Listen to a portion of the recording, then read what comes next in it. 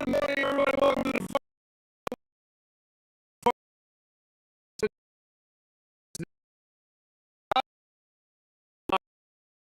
the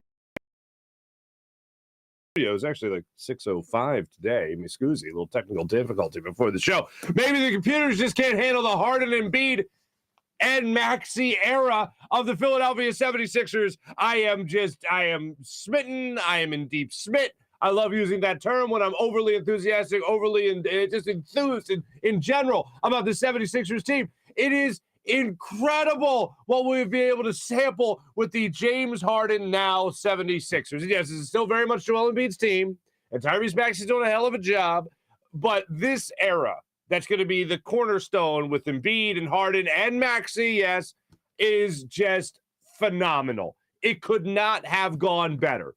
There was maybe a moment when the Knicks started threatening and took the lead again for the first time in the first quarter. When they did that in the fourth quarter, there was a moment of like, okay, well, maybe this is where they start to hit a little bit of a wall, and then they need that gelling period. To hell with that. They didn't need it against the Minnesota Timberwolves. They sure as hell didn't need it against the New York Knicks. This was incredible over the weekend. And the best thing, the number one thing that jumps out to me about how great this really was this was like a true professional NBA all-star offense. This wasn't a matter of like waiting for somebody to develop. And it shouldn't be any breaking news that, in a trade where the two main pieces were Ben Simmons and James Harden, the Sixers got the best player. Like, that shouldn't be an argument. That shouldn't be a discussion. For some people, it is. Like people out there in Brooklyn that just hate James Harden now. Well, I'm sorry for everyone in Brooklyn that James Harden never wanted to be where he went anyway when he left Houston. Brooklyn to James Harden was not as good as Philadelphia, but better than Houston. So we decided, all right, let's go to Brooklyn. That part of it was up to him. Everything else was up to the Houston Rockets. So anyone in Brooklyn that wants to tell you about James Harden, just respond to this. As I told you 2 weeks ago when the trade went down, I know more than you. If they want to tell you about Ben Simmons being so much better than James Harden, I don't know. I know more than you. But when it comes to James Harden and being in Philadelphia, this was his number one spot. And even if you're the second choice, you're still not number one. You're still not ultimately where he wants to be. So anything he did in Brooklyn, you take with a grain of salt and go, well, he didn't really want to be here anyway. But Philadelphia, according to him, Daryl Morey, this was the number one spot from the get-go. So that's why I tell you, this honeymoon period is going to last a lot longer than anybody in Brooklyn thinks it's going to last. And this honeymoon period is going to last longer than even the most optimistic Sixers fan might think it lasts. And I can't wait to see what the future holds for this Sixers team. If this is what they're doing in the first two games, 176 points. 176 points. That's the amount of points Maxey, Embiid, and Harden have combined for in their first two games. That's the second most points scored by a triumvirate of basketball players in the history of the NBA. Second most points, 176 in their first two games together. It's mind-boggling to me. Absolutely mind-boggling. And the number one thing that's jumped out to me, to get back to that, is the spacing. Look, we're not going to bang the drum with Ben Simmons. We are going to compare it to what we previously had because it's just recently ended. But oh my God, there were people that would get pissed at me for having the opinion that a basketball player should shoot, that a point guard should shoot. Oh, he doesn't really need to shoot. If he just hits his free throws and finishes at the rim, then we're talking about a guy that could be an MVP candidate. Yeah, statistically, his numbers would look a lot better because it'd look a lot better if he was scoring between 20 and 25 points a game, which is finishing at the rim and hitting his free throws. That's what that would do. But you know what that's not doing? It's not creating space on the court. And my argument throughout the entire tenure of Ben Simmons' career in Philadelphia, yes, the facilitating was great, the defense was great, everything was great, except for the two things he just didn't do: shoot and hit his free throws. Like, that just didn't happen. You weren't going to make anybody else on the floor better by not shooting, by missing your free throws, certainly, and not finishing at the rim. So Ben Simmons, by not learning to shoot, by not improving upon that in his career here in Philadelphia, he never created that real, true spacing that a point guard should create. And James Harden not only does it, but is a master of it. I'm not saying that if Ben learned to shoot a three a little bit and learned that mid-range game, that he would have been James Harden. Not saying that at all. But it would have been a lot better. James Harden just instantly comes here and puts this offense in like a time machine to the future, saying, look, this is what we could have had in the past, but right now we have just expedited the process of waiting for anybody to improve, anybody to expand their game like Ben Simmons, and just put this in an MVP, NBA Finals type of hyperdrive is what we've been watching over the last 2 games. I have a lot of confidence that this isn't just a flash in the pan. I have a lot of confidence that this is going to last for a long time because Joel Embiid is not getting any worse, and James Harden still has a lot left in the tank. And even if he needs the day off or whatever, Tyrese Maxey looks like a guy that's ready to go in there, is playing with an amazing amount of confidence to go out there and actually dominate himself. This, to me, is just spectacular. It's better than anything we could have hoped for. Even like going back to the trade, all right, maybe they'll take some time to try to figure it out and work together. Nah, they're just ready to go. And you know why that is? Because the person that they put in to help run this offense, the person that they put in to facilitate this offense is far better than anybody that has ever run this offense since the days of Allen Iverson even. And this is a guy that's going to come in and get you a triple-double with 29 points. Yeah, that's allowed. A triple-double by your point guard that scores 29 points. 16 assists yesterday. Ben Simmons' career high in Philadelphia was 17. He did that in a game against the Pistons 3 years ago. For me, this is the best brand of basketball I've watched since the Allen Iverson era. I was talking about how on paper you had Jimmy Butler, Ben Simmons, Joel Embiid, Tobias Harris playing well. That was a pretty good team. Game 7 against the Raptors, we all know. Kawhi Leonard, quadruple doink. But this team right now would blow that team out of the water. And I know we're talking a lot about the bench.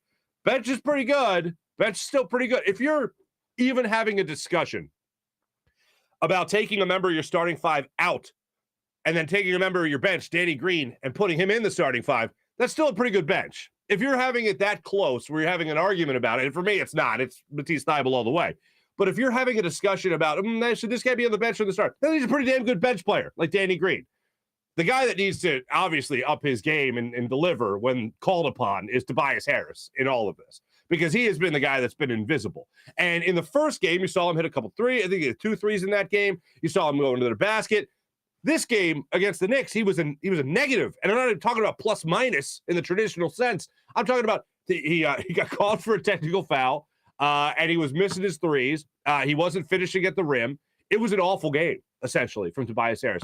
And as I've been saying for that month that he averaged over 20 points a game after he got booed, essentially, and he started hitting his shots and playing with maybe a little bit more of an edge to his game, if he can get back to that, even something close to that, then this team is – we're just going to say, what, your expectations are the Eastern Conference Finals? Why are you being so pessimistic? This is an NBA Finals team.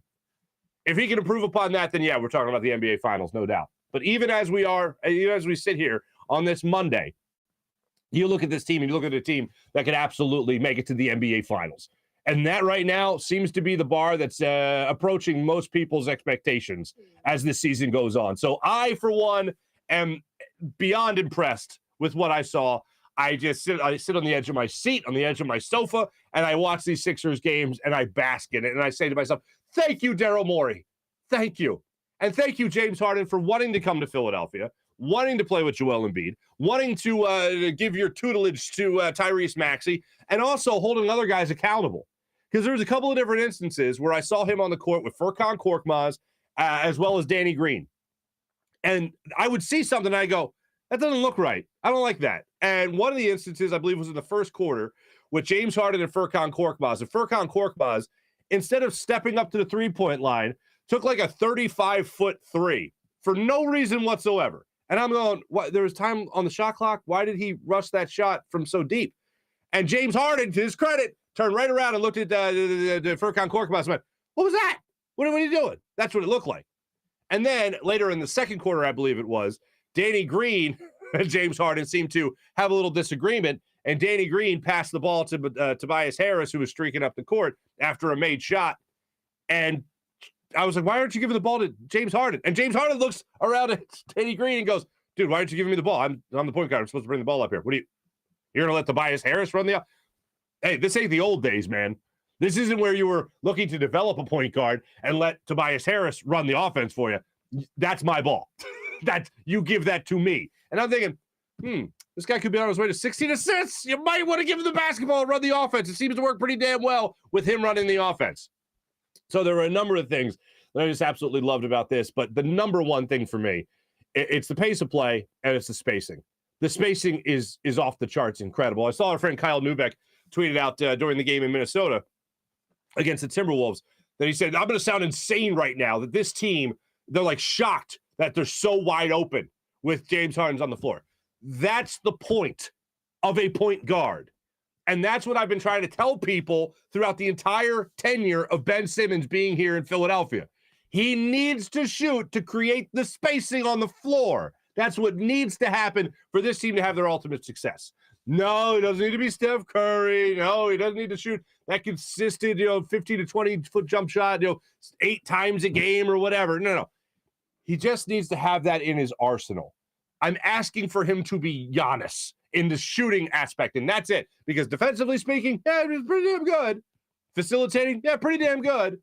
But you brought in a guy who facilitates better, as far as I'm concerned, and a guy that creates that spacing better than almost anybody in the league. So, it's a pretty nice jump to have James Harden in a Philadelphia 76ers uniform.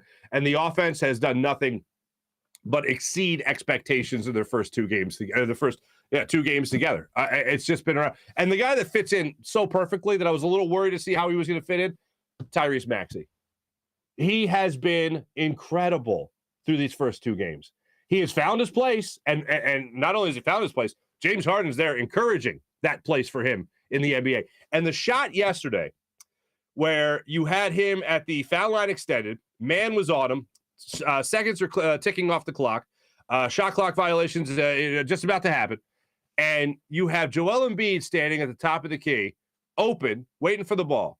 Tyrese Maxey drops in a step-back 3 with all the confidence and all the swagger in the world. And Doris Burke, I give her a lot of credit for at least catching this because she's there courtside, and the cameras didn't catch it.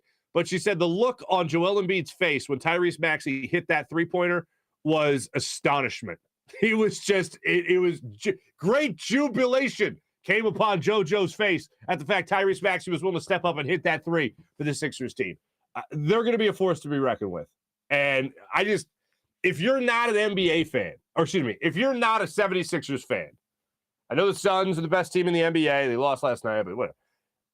This is going to be the most fun people have had watching basketball probably since the Warriors with Klay Thompson and Steph Curry when they were just going off in the league and the no doubt about, they're winning a championship, whatever.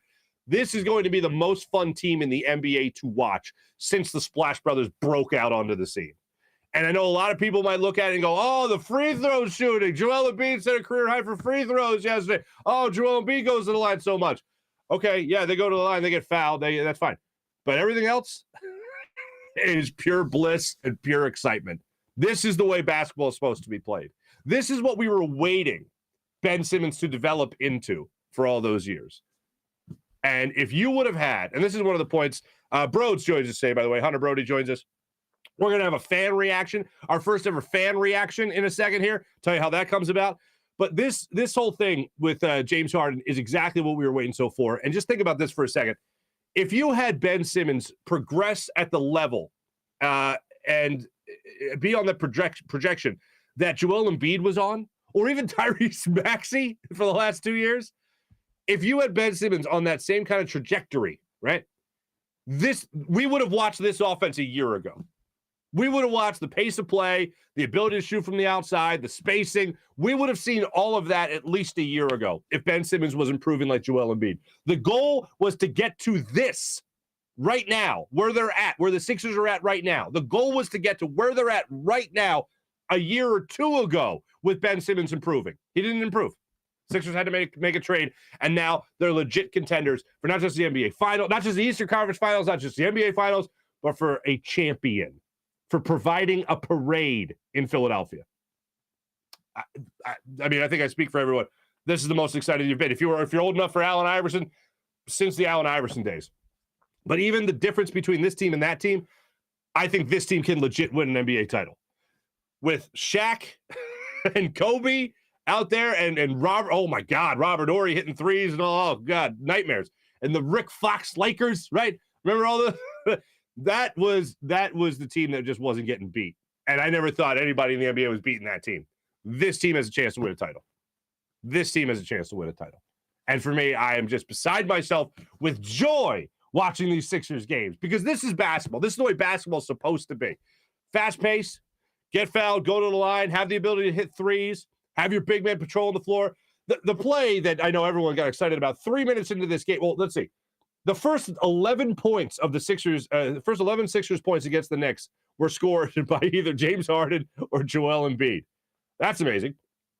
And the drop back bounce pass to Joel Embiid on the 2-on-1 break, fast break that they had, that even had Robert Kraft, Patriots owner, sitting baseline applauding these guys, buddies with Michael Rubin. He even was getting excited for it. It was just like, you can't mess with this. You can't mess with this. And I look forward to seeing them only get better as these guys play together. And the number one reason for optimism is, of course, you look at the style of play. That's great. But it really comes down to mindset. Because we all know in the NBA, in a lot of sports, in any workplace really, people want to take credit. People, oh, well, it's more me than it is them, whatever. The thing that makes me feel a little cozy, a little warm and fuzzy with all of it is that ultimately this is where James Harden wanted to be from the get-go.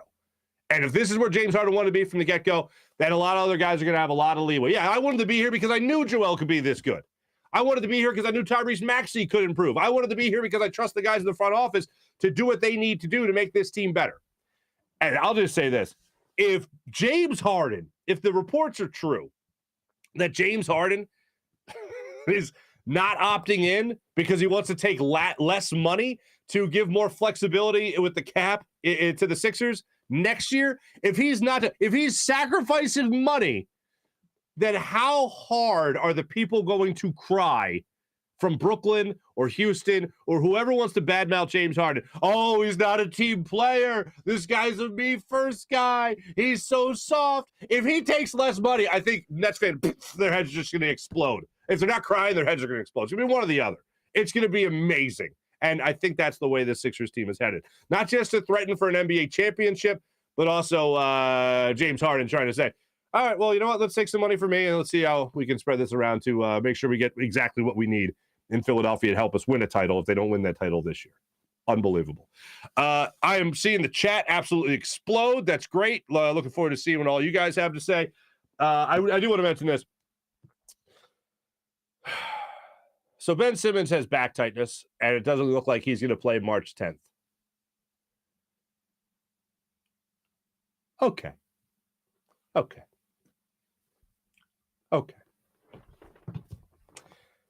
Sham Charania put that out from The Athletic. Okay. Woj over the weekend, probably not going to play. Yesterday, probably not looking good. Not looking good. Not looking good. Yeah. Nobody's really surprised at that. But I just felt like I needed to acknowledge it. So I acknowledged it. There you go. Before I get to our fan reaction, I know I've taken this kind of this stance as long as there's been a lockout in baseball this year and no spring training. And if a deal doesn't get done today, then it looks like games are canceled and games are canceled. That's going to happen. Baseball sucks. I really do love the sport. Not nearly as much as I used to. And I've told you how I just don't love it like I used to. And if I don't love it, I just don't love it anymore, I guess is what I'm saying. I've become very similar with the Phillies and baseball as I have with the Flyers and hockey. But with hockey, I've never been a big hockey fan. I've been a big, huge Flyers fan, but I can't talk to you and go on about the rest of the league and trades and all that stuff. I've been like that in baseball my whole life, where it's not just been a Phillies fan. I've been a baseball fan. Oh, baseball games on. Let me watch a couple of this baseball game while I'm sitting here. Let me see what's going on. Always. I've never done that in hockey. And maybe if the Flyers are waiting to see who they're going to play in the first round of the playoffs, or if there's a race for the number one pick, which unfortunately has happened more than once in my lifetime. I've been like that in baseball pretty much my whole life, where I've watched everything I could possibly watch. But baseball for me has become a lot more like hockey, where I'm not so much a hockey fan as I am a Flyers fan. Now I'm not so much a baseball fan as I am just a Phillies fan. And baseball has become, even by its own standard, a hella boring. And they can't seem to get away from the negotiating tables and constantly remind people, whether it's through a pandemic or it's shortly thereafter heights of a pandemic, they can't get on the same page to provide people their product. And even when their product comes around now, it's nowhere near what it was in the mid-90s. There was no Ripken streak, for instance. People go, oh, I remember baseball. And then there was no Sammy Sosa, Mark McGwire home run contest or home run race to make people go, oh, baseball, sweet, let me sit down and actually watch this game again. That's not happening. Instead, what you're coming back to is a longer, more boring game that's driven by numbers more so than talent. And it's just annoying as all hell. Like, baseball still thinks it's 1940 and the NFL doesn't really even do anything. It has no impact on people's lives. They have no idea what year it is. They have no idea what millennium it is. But anyway, baseball looks like it's going to cancel games, and this is going to drag on, so forget about a 162. Cool. We only have the reigning MVP of the National League in Philadelphia. Now we're going to cut away even more from him. Shortened during the height of the pandemic, and shortened now because of a strike. We're all having fun. We're all having fun. Before no, let me do this. Let me do this right now. Ladies and gentlemen, I got a call. You know him as Graf from media, sports radio caller. I've known Graf for about 10 years, and we've become friends. Graf called me. I want to say it was Saturday morning, and I was in the kitchen. I think I was making a bottle for my oldest, my daughter, for Little Toots. And I'm just like, hey, man, what's happening? And I'll just let him tell the rest of the story. Here is our first fan react to James Harden and the Joel Embiid, Tyrese Maxey 76ers. Here's Graf and our conversation. I said, I just want to have you on just so you can tell everyone what you told me about how exciting this Sixers thing is. So just here's Graf and his take. All right, so we're going to start it out like this. Tell everyone what you told me when you called me Saturday afternoon. I'm literally getting a bottle ready for my oldest, for my 2.5-year-old, and about a bottle of milk. And I get a call from Graf. Graf, what did you say? Tell everyone what you told me. So it was after the repeated James Harden step back 3-pointers. And I said, watching this team play is like having your first non-sexual orgasmic experience. And I feel as though that is like a 100% reality. Because James Harden, I mean, the dude's wet. Like, I don't even know what to tell you, you know?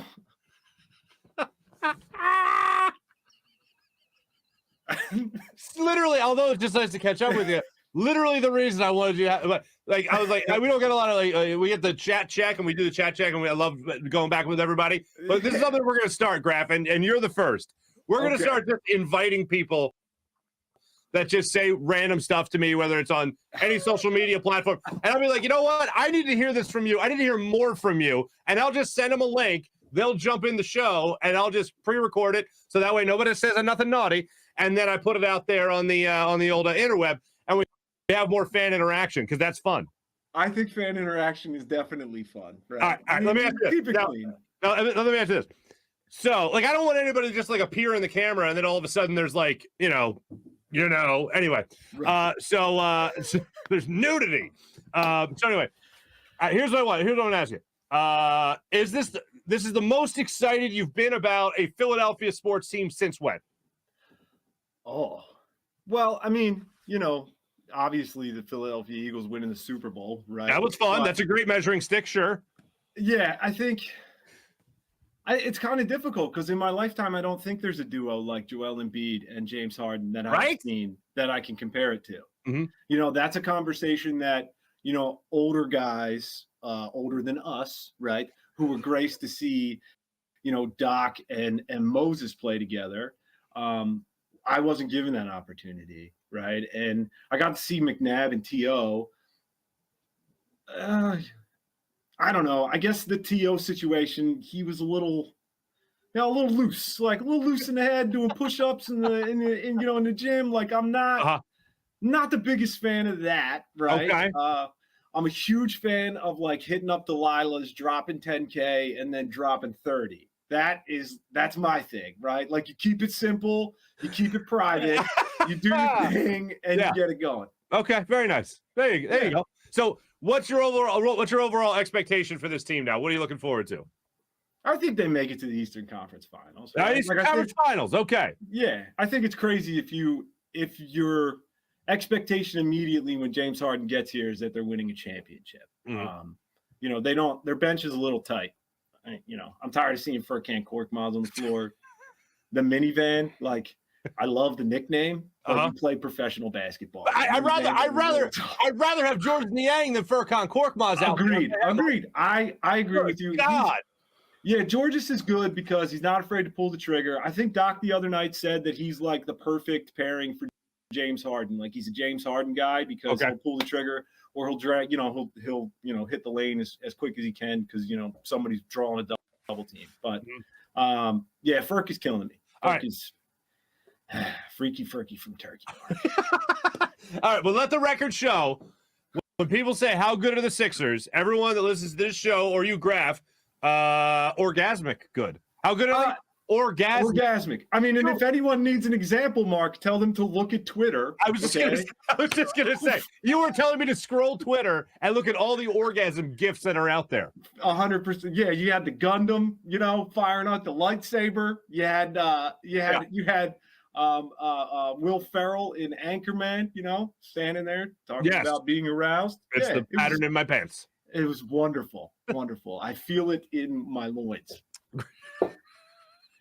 Graph, people that know you as Graph in Media. I know you as Graph because I've known you for like 10 years. Great catch up. What are you drinking? Show the people. What are you drinking? What do you got there? Wild Little Thing, Sierra Nevada. I'm a sweet beer guy. Oh, look at you. I like the nectars in life, man. Like James Harden's drip. It's fantastic. Graph, great catching up, brother. Thanks for being our first fan guest on the Farzy. Thanks, man. Love it. Well, that's Graph. So is nice to catch up. That's literally, I'm like screwing the lid on the thing, the bottle of milk, and it's ring. Hey, what's up, buddy? How many orgasms? And I'm like, okay, I need you on the show. That's how it's gonna work. So here's what I'm gonna do. Anybody in the chat, hit me up on social media. Hit me up on Twitter. Probably your best bet. And we're gonna do this. We're gonna have people on. And we'll just chat for a minute or two. Your expectations, your excitement, big moments. I got to talk about this. I got to talk about that. And I'm going to try to get you guys involved a little bit more than the chat. That's what we're going to do. And we're going to have a little conversation. I love what Conan O'Brien does. I actually caught one of these the other day. And I'm working on another building project. I'm building a pasta board, which is, for anyone that doesn't know, it's like a pastry board. It's like a huge cutting board is what it is. This is going to be 2 feet by 4 feet. So when I'm working, I'll listen to like Conan or I'll listen to Smartless podcast, something like that. And one of the things Conan does is Conan O'Brien Needs a Friend. The name of the show is Conan O'Brien Needs a Friend. Then he does a show called Conan O'Brien Needs a Fan. And I was like, I need to get people more involved. I want to get people more involved in the show and get their reactions. Because I got to be honest with you, like I don't necessarily miss going, all right, you're on the air, and like just taking calls. I don't know. But I miss like the interaction. Like that's one of the things that I do enjoy. And sporadic moments throughout any season, throughout the year, I'd like to have some of you guys on the show. Hit me up on social media and we'll record something. This way there's no nudity. Hey, you wild bastards. And we'll have a conversation. We'll talk some sports. So that's what we'll do. We'll do that. So hit me up, whatever. You want to come on the show, hit me up. We'll try to work something out. I do want to get you guys this from after the game yesterday. 2 things. One from ESPN's post-game interview with James Harden. The other from James Harden's post-game press conference before we get some sponsors and we get the Brodes. But listen to this. James Harden went on about how he loved being a leader. One of the first things he was asked by ESPN after the game was his role in Philadelphia. And he's like talking about Tyrese Maxey and grooming him. He's talking about this team in general and how he loves being a leader and how he knows his body and people want to doubt what his level of health when he was traded. Basically saying he was faking the hamstring injury. Well, the Sixers, they took it slow. It wasn't the joke. It wasn't Willy Wonka and that gif and dropping the cane and all of a sudden he's fine, does the somersault. It wasn't that at all. He didn't play right away. He waited until after the All-Star break to play. And now that he's playing pretty well. So he said, I don't really care what other people have to say. That's what he told ESPN. I know my body. I know when I'm ready. And then he was asked two questions. Both of them I'm going to play for you here. He was asked two questions. The first one that you won't hear. The first question he was asked was about Joel Embiid and James Harden and how good this team can be and how good that pairing can be in the league. How would he describe it? Very difficult, very difficult. He's very versatile. He's able to do a lot of things on the court, which makes everybody's job easier. So my job is to complement these guys, to help our shooters get shots, to keep encouraging Tyrese to be aggressive, Tobias to be aggressive, and ultimately go out there and do what I do every single night. And you talk about Tyrese. There's so much discussion about your chemistry with Joel. What have you learned about playing with Tyrese Maxey so far? Tyrese is he's very versatile as well. He's able to play off the ball, on the ball. He's lightning quick, can shoot it, can get to the basket, and he's just learning. He's learning. He's learning to be a playmaker. So it's my job to help him throughout the course of the games, and not just him but our entire team. Man, just try to put my input on the game every game. You said you wanted to make this move for you. Has it lived up to even your expectations so far? We got a long way to go. These two games has been a really good start. I think for myself, for my body, I got to work. It's a really great shape. I feel like I'm in good shape, but it can be a lot better. And as far as our team, man, we got a long way to go. We just got to keep chipping away every single night, and be ready for the postseason. Is that not exactly what you want to hear? How they could be, how dangerous they could be, how difficult they can be. And then is that not exactly what you want to hear from somebody who just played two incredible games? One of them was a 29-point triple-double with 16 assists. This is only the beginning. It's early. You don't want to hear him be like, yeah, this is what we are. This is awesome. No, this is just the start. Imagine when we really know each other's tendencies. Imagine when we really know each other's spacing. Imagine when all that falls into place, how good this team can really be. This is just the beginning. In his press conference, this is making its way around the internet as well. In case you guys haven't seen this yet, his post-game press conference, James Harden was asked about his doubters again and whether or not they felt his injury was legit. I don't care what people say. Honestly, I really don't care at all what people say. I know how skilled and the work that I put in to be one of the best basketball players. Nothing was given to me. I wasn't, one of the best basketball players growing up. I had to work every single day to be in the position that I am today. So there's nothing that somebody can tell me about my game. I put the work in. I go out there, produce, and I try to be the best teammate that I can be every single night. Simple as a kid growing up. Trying to figure out what to do in basketball, something that I fell in love with. And then, wasn't the most athletic or explosive guy, just try to work my way every single day. And now I'm in a position, where I am today, and I'm still not complacent. I'm still not comfortable. I want to, once it's all said and done, I'm not able to play no more. I want to be up there with the best to ever do it. And top 75 is a great start. This is exactly what we want from our athletes. This could look, yes, 2 games on the court's what matters most. It's been phenomenal. I absolutely love it. But what he's been saying post game is exactly what we asked for from our athletes. This guy's top 75 all time in the NBA. Top 75 all time. You know what he refers to it as? A good start. Ben Simmons was asked about improving a jump shot. You know what he said? I'm an all-star, so. Yeah, this guy's one of the 75 best players in the history of basketball. And that's a good start. I'm going to get better than that. Hey, Ben Simmons, you need to learn to shoot? Well, I'm an all-star. So, is this to imply that his game's perfect? No! I'm so happy that's over. And, with James Harden playing the way he's playing, I think the next time we'll talk about Ben Simmons is whenever Ben Simmons plays in Philadelphia, if it ever happens. Because it ain't going to be March 10th. Oh, it's good to put that in the rearview mirror. Now just live totally in the moment. By the way, how much does it suck that the Sixers don't play till Wednesday? Yeah, it's a home game, fine. But how much does it suck? They're off till Wednesday. This is going to be an eternity. This is BS.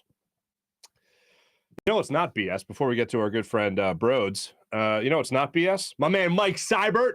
That's right. He wants to help you out, ladies and gentlemen. From Destination Retirement and DestinationRetirement.com. He's a retirement income certified professional. He's a financial advisor for Eagles and Sixers fans only. That's right. If you're a fan of a team, hit the bricks. His firm, Destination Retirement LLC, destinationretirement.com, is a full-service planning firm and a partner of 1847 Financial, and also presenting sponsor of the Farzy Show. Mike helps clients with the accumulation and distribution years. So what's the difference? A lot. I didn't know until I talked to Mike. Have you figured out how much you'll need per month when you retire? How much of your retirement income would you like guaranteed no matter what?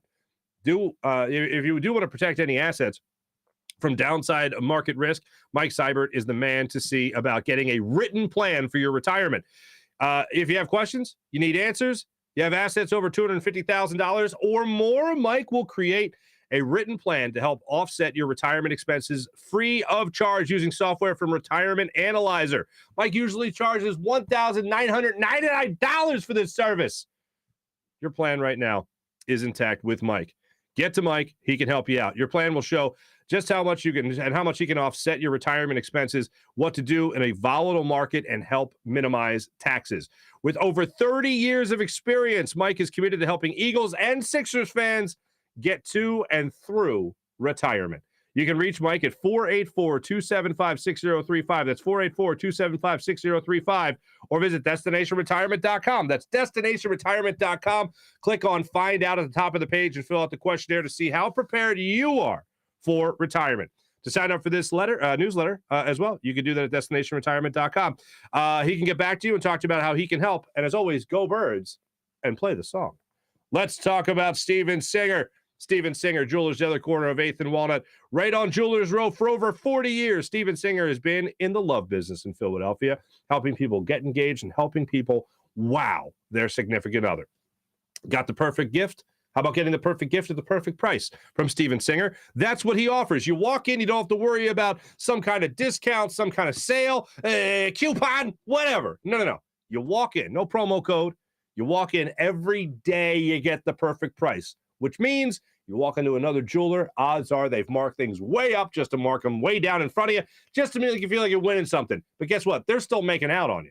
Steven Singer, he's got it set at the perfect price. So that when you walk in, you know you're not getting gouged. You know you don't have to go in there haggling and all the hassle, all that stuff. No, you know you get taken care of every time with the perfect price. And his Ready for Love diamond engagement rings are right there at the ready for you if you're looking to get engaged.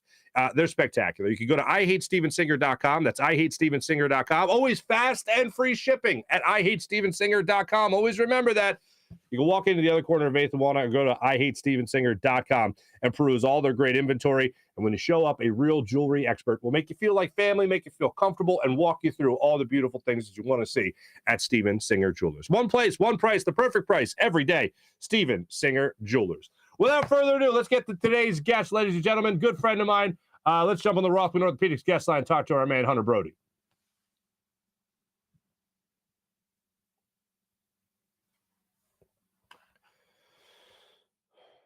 Just look at this guy. Just how do you not love him? How do you not love that face? Just you listen to him on 97.5 for the Fanatic. You can catch him on the weekends. You can catch him during the week when he fills in. Does a phenomenal job. He also co-hosts the weekend shows with the great Tyrone Johnson as well.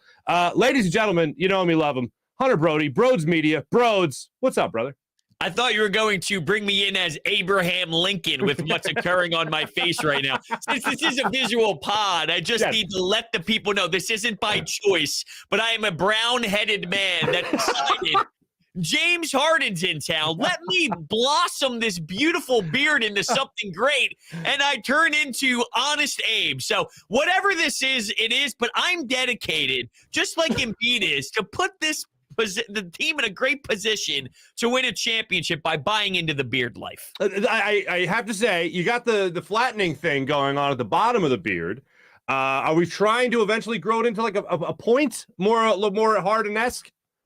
I have no answer for you right now. All I know is this thing is insane, and I'm kind of enjoying it. The fiance, not so much. Got to the point where, hey, you're tickling me a little too much. Oh, okay, all right. I guess we'll have to tone it down a little bit. You know what I'm saying? Right.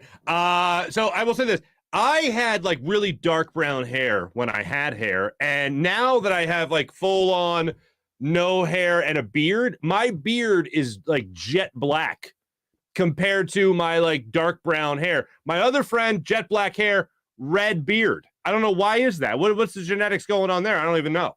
Well, we did search this up, the great Dylan McKinnon, and he did some research, and we were trying to break down a lot of information, and it just came down to I'm a jerk off. Oh, is that what happened? Yeah. I just wanted to tell you, unfortunately, you're a J.O. Anyway, so that's Dylan. That's a little inside humor for people. Anyway, so how about these 76ers? I'm beside myself. I am overwhelmed. I opened the show by talking about how I am smitten. I am in deep smit with the 76ers team. The Harden, Embiid Sixers, and soon to be also Tyrese Maxey Sixers are just so damn enjoyable to watch. What are your early takeaways of seeing these guys play together for the first 2 games of their tenure together? This is amazing. It's so much fun. I can't wait for their games to come on. I mean, we're talking about a regular season of NBA basketball. Normally, you just go through the motions, and some games stand out more than others. When you see Milwaukee, when you see Boston, those are highlighted. But normally, when you play Orlando or Minnesota or a stinking Knicks team who isn't very good, it's just one of those casually watch in passing. Not no more, my friend, because this is outrageous. We thought the pick and pop would be great, and it is. Let's factor in a pick and roll and then him roll into the basket, which opens up Tyrese Maxey. What you see is just a professional offense being run with a point guard who is magnificent passing the basketball, but is also a threat to score as well. And you see what that means for the rest of the team. And look, you're still kind of playing 5-on-4 because of Matisse Thybulle, but because of his ability to cut, which is somewhat a little bit entertaining, but I still have my long-term worries. My point is, when you have the talent that you have in Embiid and James Harden, you can make up for the deficiencies of some other players in your starting 5. Every team has some players that aren't as elite as others that win championships, and your superstars just make up for those issues. And maybe that's the case for Matisse, but you have a scary tandem in Embiid, in Harden, and Maxey, and the spacing is so absurdly different that we were brainwashed for quite some time, and this is what it's supposed to look like, and it's fun. That's exactly what I opened the show with when it came to the spacing. That's the number one buzzword I need to hear more of when talking about the Harden Sixers. You know, Harden as a member of the squad, still Joel Embiid's team, but that's what we didn't have with Ben Simmons because he was zero threat to shoot from the outside. When you actually have to D up somebody, that creates space for everybody else, especially when it's Harden or Embiid being double teamed. That to me is what's jumped out the most, is that there's just so much room on the floor now. Absolutely. And Maxey, obviously, I was asked this a few weeks ago before everything started to play out. And once the trade first happened, who was going to be able to maximize their potential based off of Harden being here? And I think normally, organically, you would just think, well, Embiid, because of the spacing and you have to choose who to double and whatnot. But it really is Maxey because he gets the ball more wide open than I ever could have imagined because you're highlighting the fact that you have to take care of those 2 stars first. And then Maxey's this generational player it seems like he's growing into. That 3-point shot at the end of the Knicks game, look, you're playing with Embiid. You're playing with Hart. I want the shot. I want that 3. And that was a close game. That was a monster 3 made. The fact that he had the balls and said, give me that opportunity I wanted and drilled it with ease. That was a step back 3 by Tyrese Maxey. In what universe is that really where we're at with this kid? It just says a lot about, one, how much he soaks in all the information and is a huge sponge, just growing so fast at a rapid pace I could barely keep up. But he's legit. He's a real stud, and he's blossoming in front of our eyes. No, absolutely. Now, the other part of this is it shouldn't be any bit of breaking news that in a trade that involved Ben Simmons and James Harden, the Sixers got the better player in James Harden. That shouldn't even be a debate. But when you break it down, some people are like, well, he's not going to defend like Ben Simmons. He's not going to facilitate like Ben Simmons. He's not going to run the floor like Ben Simmons. He's not going to rebound like Ben Simmons. Other than the defensive thing, everything else has been far better than what Ben Simmons could ever bring to the table here in Philadelphia.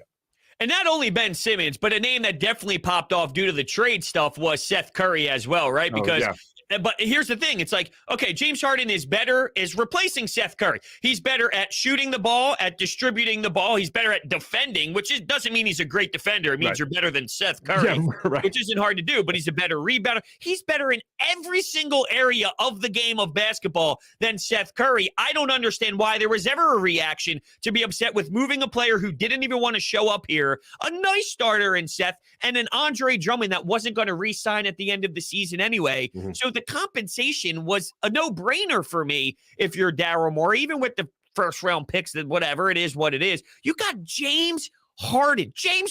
People said, get rid of him. Just get rid of Ben. Go get Sexton. Go get this. Go get that. You got James Harden. And somehow people were still upset about that all. And when you tie it to what you lost in Ben Simmons, the difference is Ben Simmons was solid in certain areas, and he could really push the pace. And with an open floor, he can find guys in the corner. He also did frustrating things like leave both feet and try and kick it back out. And it was awful when there were trailers who caught up to the play because he elected to move up in the air, pick up his dribble, and kick it back out. It was just ridiculous. We all know the story. But when James Harden facilitates, when there's a pick and roll and he's patient, I like to utilize a quarterback as a comparison. A floor general is like a quarterback, and the patience of reading the defense in a half-court set while operating a team to play a certain way, Ben Simmons could never do that. James Harden reads the D, and then he uses his patience and poise to analyze, okay, do I pass it to Embiid? Do I look for Maxey? Is it Tobias Harris? Just the IQ of the game when it's slowed down in the most important moments. It's just night and day from what you're getting from Harden. Certainly, and this is what I think a professional NBA offense should look like. I feel like if Ben Simmons would have progressed in his career, talent, and skill set the way Joel Embiid did throughout his career, I feel like this is what we could have watched at least last year with the 76ers, with Ben Simmons running the point. And that's not saying he'd be raining threes, but, you know, have the ability to shoot a three, like 99.9% of the NBA have that ability, have the ability to shoot from even a 15-foot jumper. I feel like what we just watched was the Sixers offense go in hyperdrive to what they could have obtained, I think, if Ben Simmons matured and progressed the way a guy like Joel Embiid did.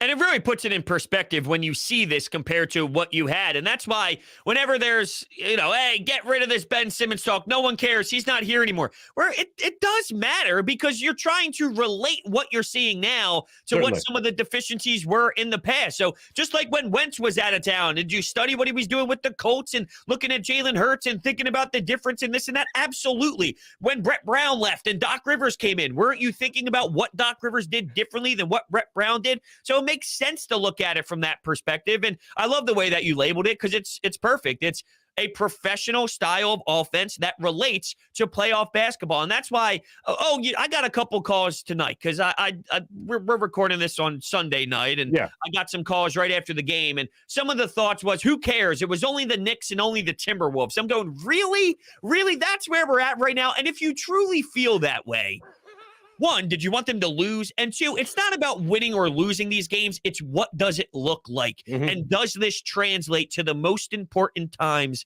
of an NBA game in the postseason? That's half-court sets. And to answer your question, my own question, yes, this does relate to that. So that's why it matters. It's not about beating the Knicks or the Timberwolves. It's what does this mean for the long term? And this means winning basketball. For me, I feel like the last 2 months of the season, the regular season, are going to be obviously a ramp up to the postseason, but this is going to be the great getting to know you run and how long the honeymoon stage can last with James Harden, with Joel Embiid, Tyrese Maxey. I think Matisse Thybulle still plays for the team, but I can't confirm it, just sources. When you look at all these guys, man, I just can't wait till they all really start to gel, because if this is only the beginning, I can't imagine how high this team can actually fly. I would love to get your thoughts on the Thybulle thing, though, because for me, I've been very harsh on him, and he's someone who's definitely on my radar, and I love what he brings defensively, and it's a shame that he can't shoot the ball from three because it is hurting him. But as I mentioned earlier, that he does cut, and if you're going to double team an Embiid, and he's anticipating it very well where he sees it 5-6 seconds before it even happens, it seems like he can find a Matisse Thybulle, and that's huge. I'm an idiot. Did I say Thybulle? I was talking about Harris. Oh, yeah, you did say Thybulle. I'm an idiot. What would you come on? Abraham Lincoln. So whatever. It doesn't even matter at this point. No, I argue for Thybulle. I definitely argue for Thybulle in the starting five over Danny Green. That's my stance. And it's defensively, and it's the fact that he cuts to the basket. You and I think, have the same argument there. But Harris is the guy that I'm just like, there's no room for a max contract guy that's doing so little, pretty much. Yeah, he's really bad right now. But I'm okay. I get the frustration with him, and it's fair. He put up barely anything. He did hit the major three, though, that I have to give him credit for. But obviously not even close to enough for the full body of work. And he put together a good 5 weeks of basketball before the All-Star break. He started off miserable. Then he had a good 5-week span or so before the break. And now this, after the break, looks more like what we saw in the beginning of the season. And I'm not giving him a pass by any means. He's obviously someone that I'm going to criticize when he plays poorly, but I just feel he's been involved too much in this league for this to be the norm. This is such an outlier to Tobias, even though he's overpaid. That's stressed enough. He does not deserve that money. But even within his play, outside of how much he has made in his career and what he's getting paid now in Philadelphia, he's better than this. Like, he just is. I'm a big back of the baseball card guy. Andrew McCutchen last year in left field were dropping balls that hit his palm. And then, I don't know, Mickey Moniak would even make some of those plays. And Andrew McCutchen was screwing it up. I knew he was better than that. And then at some point, he led the NL in OPS for a good 3-month span. So I use that logic with, I'm not expecting Tobias Harris to be a world beater, but last year in the playoffs, he averaged 37% from 3. He won't have the same volume of shooting this year in the playoffs, but can he at least give you 37% from 3 in the playoffs? And I think he can. I don't think that's outrageous to assume that he can do that. So I don't know where he's at in his mind, but he's better than this. I know he is. I agree with you on that. Expectations. I've been asking everybody this. Expectations before Harden got here. Expectations now. 2 games in to the Harden Embiid era of the 76ers. How far will this team go pre and post trade? Not that this is a hot take by any means, but superstar talent wins in the NBA. And I honestly felt that Embiid was playing so insane that while it might have been a reach, you could have gotten the farthest you ever gotten, even with Ben Simmons, with Joel Embiid before you made the trade with James Harden, because superstars just will you as far as possible. Now, look, I mean, maybe they would have hit a wall in the second round again and got to the same exact point, but I wouldn't rule it out because that's how great. Joel was the best player on the planet before the trade. He's still the best player on the planet now, but that's how great I thought he was playing, where I couldn't rule out, and maybe some of it had to do with, I'm not afraid of DeMar DeRozan, even though he's having a nice season, very nice season. There's no Golden State Warriors. There's no LeBron James. I'm also analyzing the fact that the Eastern Conference is somewhat wide open. So that played a role in maybe why I felt, because of Joel Embiid's dominance, that maybe you could have got to the Eastern Conference Finals. Look, the Atlanta Hawks went to the Eastern Conference Finals last year, so I couldn't have ruled it out. Now, this is NBA championship caliber basketball. Wow! It is. So it's time to put your heart on the table and say, this year it could be done. They also have an opportunity, though, for a nice little 3-year window or so, 3-4-year window, if it doesn't pan out this year, and if it does as well, obviously. But, yeah, now's the time to actually have the NBA Finals discussion. Totally agree with you. Totally agree with you. And, you know, this is too much optimism for one show. So don't you dare. I'm doing it. I'm doing it. What are you bringing up right now? No. It's not going to be that bad. It's not going to be that bad. I'm going to mention that other team that plays on ice. What's the trade value for a guy like Claude Giroux, you think? What if they trade Claude Giroux, which I'm like 1,000% sure they will? He agrees to be traded and all that. What do you think they could possibly get back from Claude Giroux right now? Okay, so I really don't want to make you upset here. And this is probably a horrendous answer. As a hockey guy, I'm disappointed in myself. But I honestly don't know. And I don't know. And I think that's why I'm really fascinated by this. And I don't think they're just going to get rid of him to get rid of him. They're looking for compensation that would make the Flyers better during this new era, I guess, after this season, the Claude Giroux-less era, which breaks my heart to say. But I am fascinated to think about what they are going to acquire, but they need to make some major changes. And real quickly, from what I'm hearing, I don't mind their plan. It's just about execution. And if you could trade Giroux and Justin Braun, which would be 2 UFAs, and if you can buy out JVR and you can pick up the phone to acquire something for a Sanheim or a Konechny and then utilize some money to go out and sign maybe 2 or 3 free agents. That's what I'm hearing they're trying to do. And I don't mind it from a blueprint standpoint before we see everything that ends up happening. It just comes down to, do you have the right people in place to execute it well enough to put this team in a better position for next season? So that's what I'm hearing they're trying to do. So TK, Sanheim, maybe you trade them in the offseason, move G and Braun in the trade deadline, and buy out JVR in the offseason as well, and trying to find a whole new mix of guys from there. I don't mind it, but I also don't know if I trust everyone pushing the buttons. I think that, yeah, and I agree with that. I think they got to get something sexy. They got to get something sexy that, even if it's a prospect, that people go, oh, like just something to make even the casual Flyers fan go, oh, well, look at that. Right. And then Sean Couturier, captain next year? Probably. I don't know where else it would go. Yeah, Cootie's been around the block for a while. The Flyers, oh, man, they piss me off so much. Me too, my friend. Me too. Hunter Brody, you can catch him obviously on his YouTube channel. You can catch all things with Brodes Media. Make sure you guys do that. Subscribe to all that great stuff. Subscribe to Hunter Brody, obviously, on YouTube if you haven't already. I mean, if you haven't, are you even a sports fan in Philadelphia? And then obviously catch him on 97. And also catch him on 97.5 The Fanatic as well. Brodes, hey, I'm glad I could talk to you this Sunday night when I wasn't hammering off my ass. Thank you very much. Do you want to tell the people what you named this chat for us to join? I will just say it was the Huge Genitalia Show. That's it. It's Huge Genitalia. Join the Huge Genitalia Show. That's what I said. Love it. And I think you looked at it and went, well, that's spam. Delete. And then I just said another one. No, I was kidding. Hunter, great catch up. Hunter. Brodes, thanks so much, man. Great catching up with you, my friend. Yeah, I'll end it on this. I keep getting emails about never mind. Thanks. You're welcome. The great Hunter Brody joining us on the Rothman Orthopedics guest line. My thanks to Hunter Brody, Brodes, joining us on the Rothman Orthopedics guest line. I can't stress it enough. Spacing. Spacing is the greatest thing. And I love talking to Brodes. I appreciate him jumping on with us. Always good catching up with the Brody. Here's the deal. I absolutely love, as I've stated many times, what I've seen from the 76ers so far.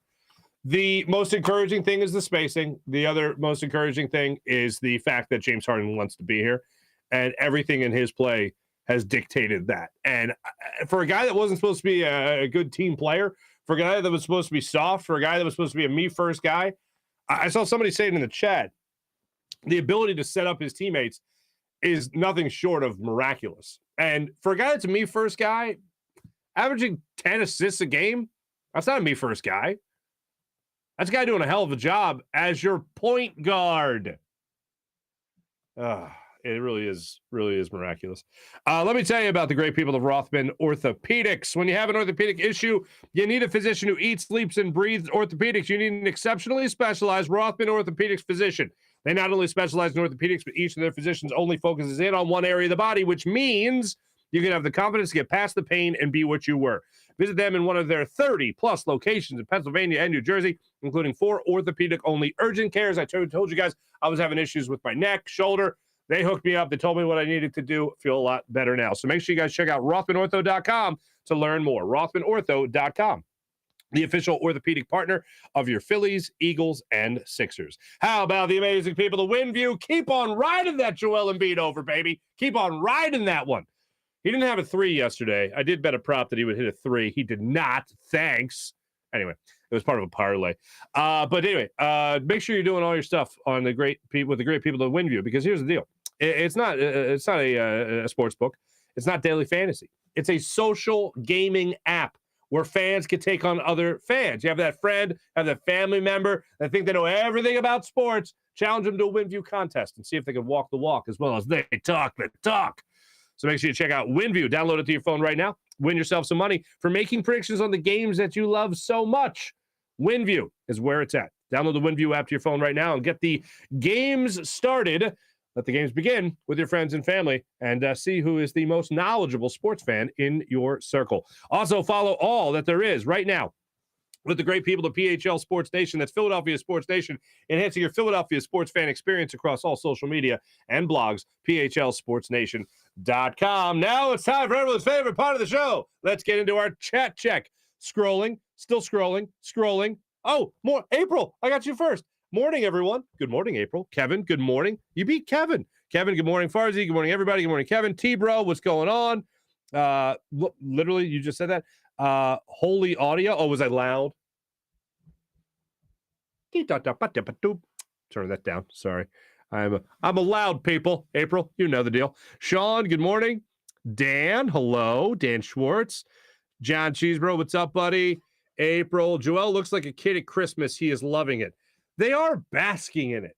Like they are really, I get the sense, like we talked about I mentioned Kyle Neubeck's tweet about how he thought everybody in the Sixers was like shocked that they were so open. For a long time, and I was never the one to say that Joel Embiid and Ben Simmons couldn't play together.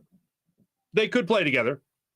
You don't have a plus, 620 winning percentage when you play together, and those guys can't play together. Yeah, no, they're pretty good when they play together. But the absolute potential was not going to be reached unless Ben was progressing at the same level and pace that Joel Embiid was. And that just never happened. It was like Ben got into the league a year later, a year after playing, he got this much better, and Joel got that much better. And then it was just like this in terms of the talent level. Just Joel Embiid just took off with how good he is. And I can't say it enough. If Ben progressed at the same rate that Joel Embiid did, this trade never happens. And this team is probably at least playing in a conference finals last year. But they didn't. But he didn't, I should say. John, hello again. April, hello again. Dan, hello again. They look awesome, but it's only been 2 games against bad teams. Water Cooler Joe. Water Cooler Joe. It's only been... He's kind of like Debbie Downers, but, it's only been 2 games. Shut up, Joe. Anyway, we all know a Joe. They look awesome. John, Embiid looks happy. Harden looks like this is where he always wanted to be. Couldn't agree more. Where are people that you always used that BS narrative, Ben Simmons narrative that superstars never want to be in Philadelphia? Oh, not Ben Simmons. BS, actual BS. You know what? That doesn't exist anymore. Joel Embiid consistently talks about how much he loves it here in Philadelphia. The reigning NL MVP, Bryce Harper, talks about how much he loves it in Philadelphia. Even Claude Giroux, whose team sucks right now, wants to be in Philadelphia. Now, by the trade deadline, he'll get traded, and it won't happen. But he's wanted to be here for 10 years. So I don't think, his whole career, really. So, yeah, even he wants to play in Philadelphia. Wells Fargo Center is going to be loud on Wednesday. You're damn right it is. Who's going to be the bell ringer? Ooh. Who would be the perfect person to ring the bell? Sam Hinkie. Actually, no, Daryl Morey. In all honesty, that'd be pretty awesome. But Daryl Morey would never do it. He would never do it. If he did it, he would do it with Elton Brand. Like that's how he would do it.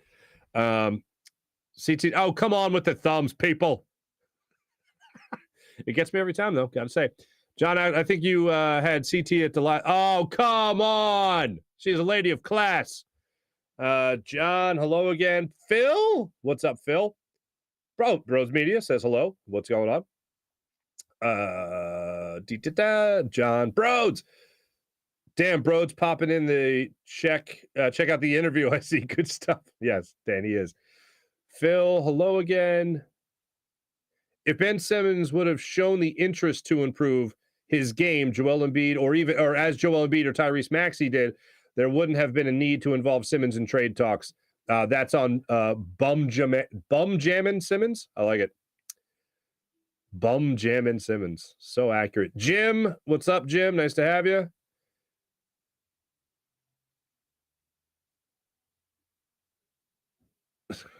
John, baseball will not start on time. To quote Paul Heyman, that's not a prediction. That's a spoiler. I like it. Wait, hold on. Paul Heyman? Yeah, okay. As much as I want to say I don't miss baseball, I definitely do. This sucks. I'm sorry, April. You have to understand. Yes, I was like 11 or 12 when it happened. But when the strike happened in 94, I cried. Like I was like so devastated. And yes, now I'm a sort of an adult. I do an impression of one from time to time. I am fine with this. I think baseball is going the way of hockey. Like that's the way I feel. Like it's just become like basketball and football run the country in terms of the sports world, obviously, and baseball and hockey are nice to have. That's kind of how it feels right now. Let's see. Just until Kevin Durant gets mad. Oh, don't get me wrong. I don't think the Sixers are going to blow anybody out. Like, it's not like a paved path to the NBA Finals, but they definitely have their chance. The best chance they've had since being in the actual NBA Finals in 2001. But I was thinking about it, like, again, I never thought that team was going to win with Allen Iverson. I never thought they were going to win the championship. But, like, I was thinking about it, and this is probably the best team you've had since the early 80s. Probably the team that actually won the championship. Because I think this team is better. This team is better than the 2001 76ers. I zero doubt in my mind.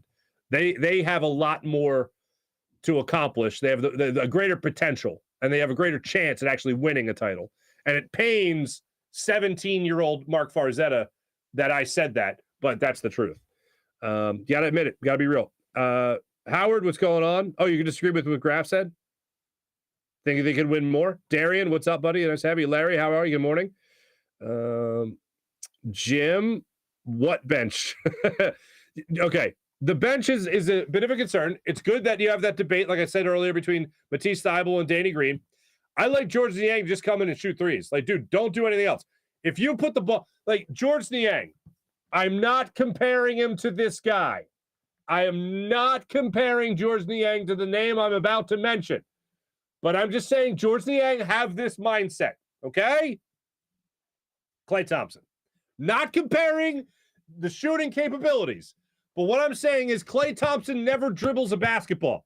He gets the ball in the perimeter, and he shoots. I know you might say, oh, well, you got Steph Curry, so you don't, or Steph, God damn. You have Steph Curry, you don't have to shoot, you don't have to dribble. He collapse on him, and they kick it out to you. Same mindset.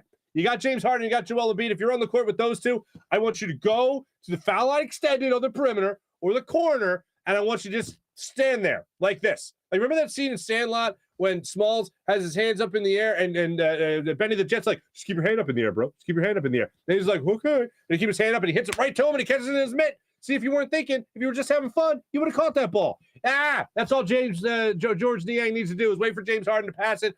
Joel Embiid to kick it out, whoever slashes, Tyrese Maxey, whoever slashes into the rim, stand there. And that's it.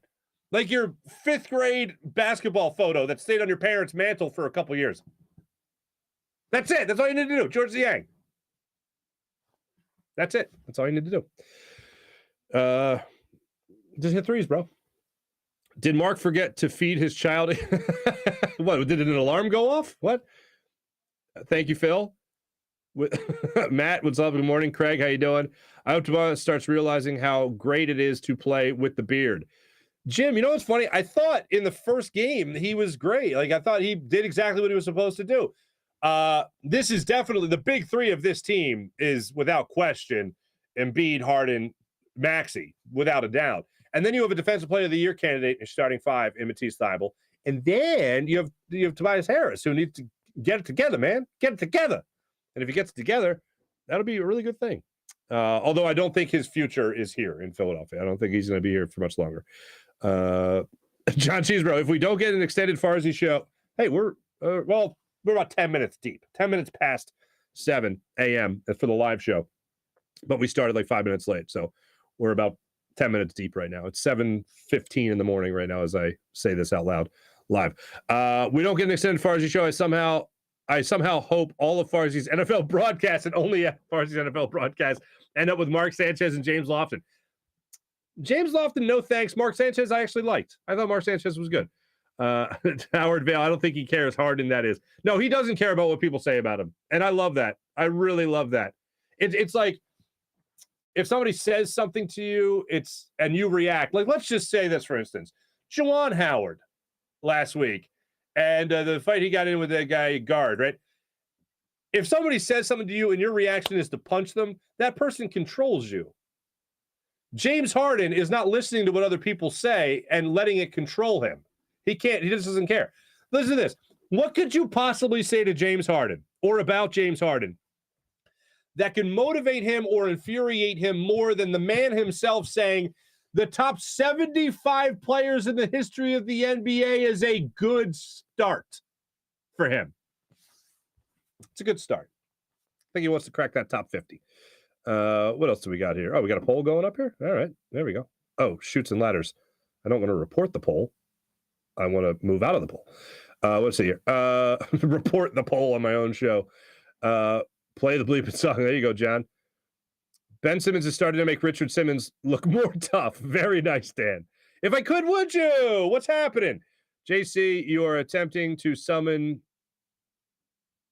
you on the Wake and Bake show yesterday morning.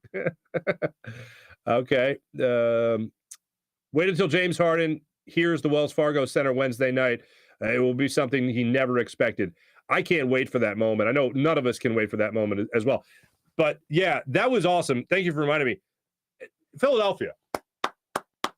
Sixers fans. I don't know what it is. It just warms my heart when Philadelphia takes over somebody else's stadium. Like, whenever you take over somebody else's arena, somebody else's stadium in football, whatever it might be, when I hear MVP chants raining down upon Joel Embiid while he's at the free throw line, it gives me the warm and fuzzies. It's like, it makes me all tingly inside. I absolutely love it. Howard, hello. The Penguin is something that Farzy cares about.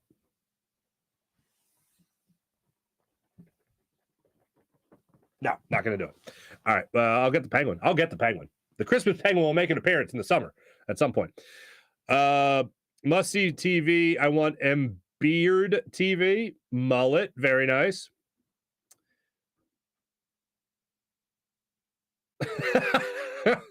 If the Farzy show does go to 2 hours, I'd love to see Farzy's second hour. It'll just be him eating a Checkers bag. Yeah, pretty much. The Big Buford, let's party. Ronald, what's going on? Don Vito, what's going on? 5 swipes. What? I don't even know what that is. Raymond, what's up, Raymond? You're going to need something out of Milton and Korkmaz off the bench come playoff time. If not, give that Isaiah Joe a chance so he can score. I love Isaiah Joe. Isaiah Joe, been on the show. Nice guy. Really enjoyed talking to him. Brodes is something else, Matt, no doubt. Kevin, what's going on? Harden's passing. Kevin, you were the one. Kevin, Harden's passing and distribution honestly shocked me. Going from hack-a-ben to 35 free throws a game is glorious. Simmons had good defense, but Maxey has definitely stepped up his defense with Harden. No doubt.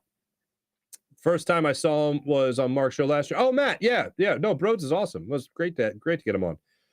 April, Ben Simmons never wanted to put in the work to have the amount of knowledge of the game. That's very true. Alyssa, what's going on, Alyssa? Alyssa says, love Brodes. How could you not? Everyone, that's very nice. Thomas, what's going on? Rick, what's going on, Rick? In Farzy's case, blunt and a big Buford burger.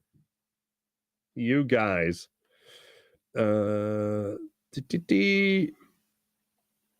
Brodes and I never worked at the Fanatic together or Jacob together. We know each other. Our agent introduced us, and we just kind of hit it off. We're bros. Let's see. More Farzy and Brodes. No Penguin at work. Oh, now you guys are just tempting me. Dan, I will say this. I did look for that that hype video I made for the Weather Girl all those months ago, and I found the pieces, so I'll have to reproduce it. I don't know what the hell. I never throw anything away. I never delete anything. I don't know what I did with it. It's painful to watch Korkmaz. I agree. Mullet, nice to see you again. 5th grade mantle pick of minivan will be a key. Seriously. You guys know what I'm talking about, that like the basketball in your hands. Hold on, do I have it? Let's see if I can get this. I haven't filled this up in a while. Okay, yeah, here we go. This one. The picture everybody has. Or my favorite one was. Or this one. That was another good one too. Oh, on one knee and you're on the. That's what my parents still have on their mantle. It was a brief period where I didn't live in the Philadelphia area, and our sponsor was like Geipel's Furniture. That was York County, Pennsylvania, where I lived for 2nd, 3rd, and 4th grade. There we go. Before we moved to Doylestown, back to this beautiful area. The hand on the chin. That's the one. Yeah, you know what I'm talking about. The hype video was excellent work. I'll find it and I'll get it going again. Luigi, Marc knows a lot about children's photo poses. Any concerns? I was the child, you sick SOB, you. Luigi, nice to see you. Sponsored by Len the Plumber. Exactly. 7:20 and Farsy's still on. More of this. I thought you guys would enjoy it.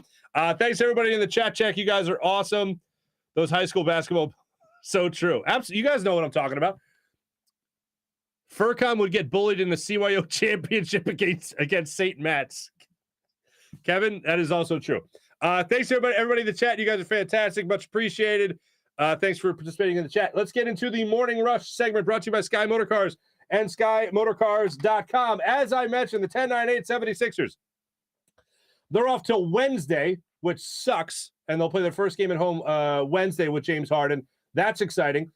Flyers, you're not going to believe this, guys. The Flyers won a game, like an actual hockey game. They won that game. They beat the Capitals 2-1. They're back in action tomorrow at 7 o'clock against the Oilers. So will be in the month of March when we join you guys tomorrow, as in the Flyers will get underway tomorrow. So look forward to that. A couple other things for the Morning Rush. Did you see the Warriors last night against the Mavericks scored 1 point in the final 10 minutes of the fourth quarter? They scored 1 point in the final 10 minutes. They lost to the Mavericks. The Warriors we're talking about here, folks. Weird game. And then this, I'm not a big soccer fan. I do enjoy football, like the international game of soccer that they play in Europe. I don't really watch the EPL, but I saw this yesterday between Chelsea and Liverpool. It came down to PKs, and it got to a point where the goalies had to participate themselves in trying to kick and score goals. The Liverpool goalie scored. The Chelsea goalie kicked it over the net and lost, and I believe it was Liverpool that won. If I'm wrong, I'm sorry if you're a fan of that and you didn't follow it, but if you're a fan of that, you already know it.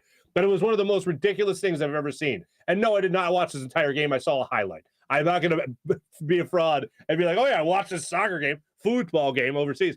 But that was bonkers. Like, I respect sport all around. That's mad respect.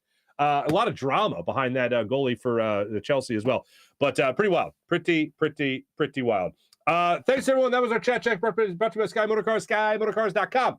My name is Marc Farzy. Thanks to Hunter Brody for joining the show. Graf for being our first fan check-in guest. Guys, hit me up if you want to be a part of the show. Other than chat check, we'll try to get some more people involved as well and have some more fun pre-recording some interviews. But hey, no nudity.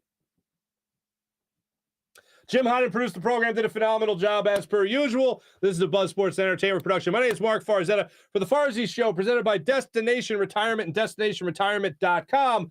I'm Marc Farzy from the Steven Singer Studios. Have a great rest of your Monday morning. And tomorrow, look forward to talking some more hoops with you guys, even though we don't play till Wednesday. Spacing with James Harden. And I can't say it enough. Everything else has exceeded my expectations. It's absolutely amazing. Have a great rest of your day, everybody. Talk to you tomorrow. See ya.